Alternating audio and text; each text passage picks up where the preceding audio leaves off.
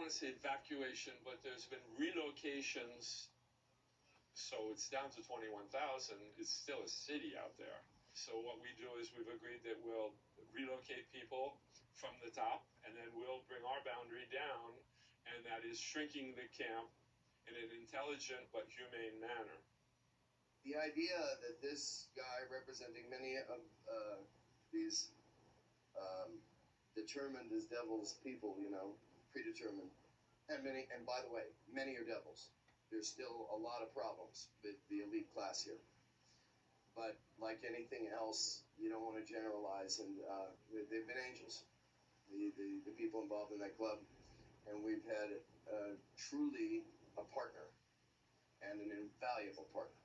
I've been feeling quite a bit of pressure from the members, so I decided to open as I call it transitional membership. So I said, we're open.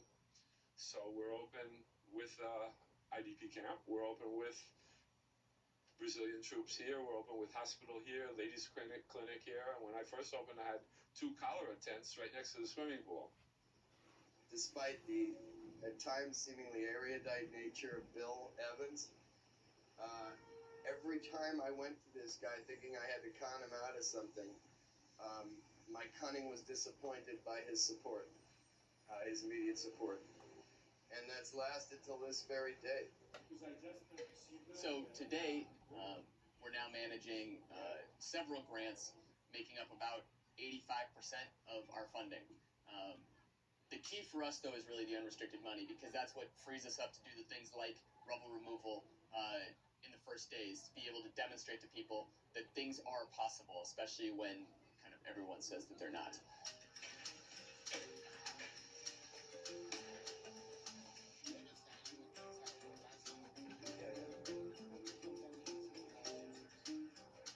That's them there, and that's above there.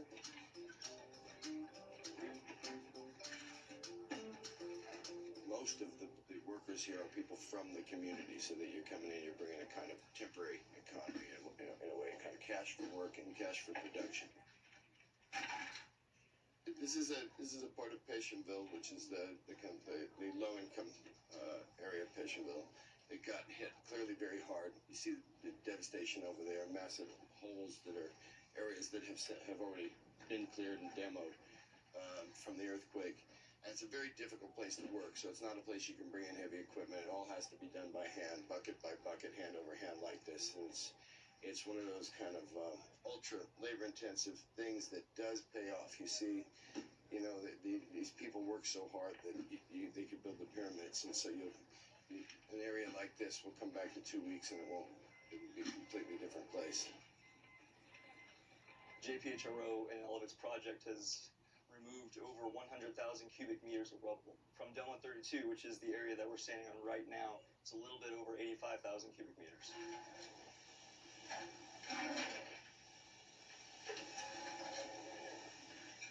Currently, we're starting a new project in Patientville. It includes 4 areas, and it's a total of 200,000 cubic meters that we've been contracted to move, an equivalent of about 1,200 homes to be demolished.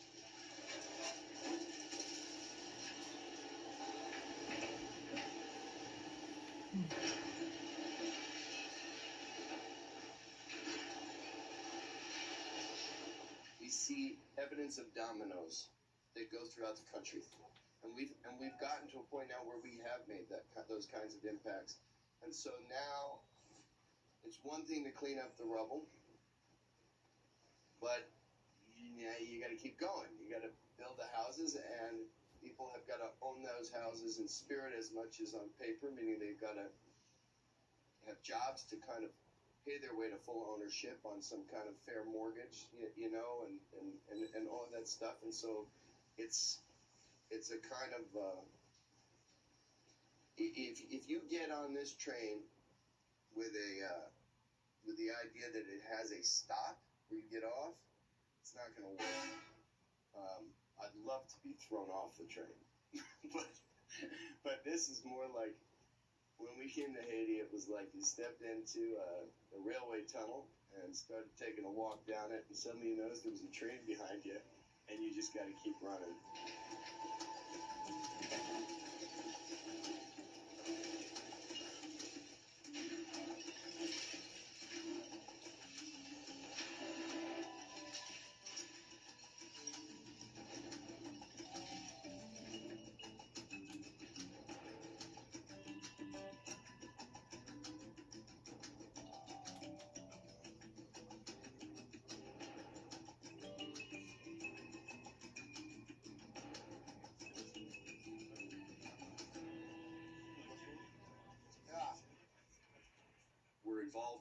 one of the areas where people had been moved in. It was about 7 NGOs there working cooperatively. That was a very good experience in terms of the NGOs working together.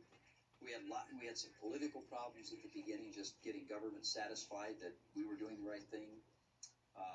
And eventually we constructed about almost 2,000 shelters, homes there actually for people. But that took months to get that sorted out. One of the major problems was just the land rights, who's occupying what, very complicated. And with the government still kind of in very compromised situation because they were looking to an election coming up, and they just didn't have the capacity. The government had lost significant of their technical experts and ministry members from the different government areas, so that compromised them. There's a lot of press about money not getting down to Haiti. I would say that there's really 2 responsibilities there. One is, and I don't want to ruffle feathers, but the Haitian government has to resolve the issue of land tenure. It's the biggest obstacle standing in the way of reconstruction, and more importantly, it's the biggest obstacle standing in the way of foreign direct investment. Companies can't come down and invest in Haiti because they can't figure out how to buy land. They can't know for sure that they're making investments that are going to be sound.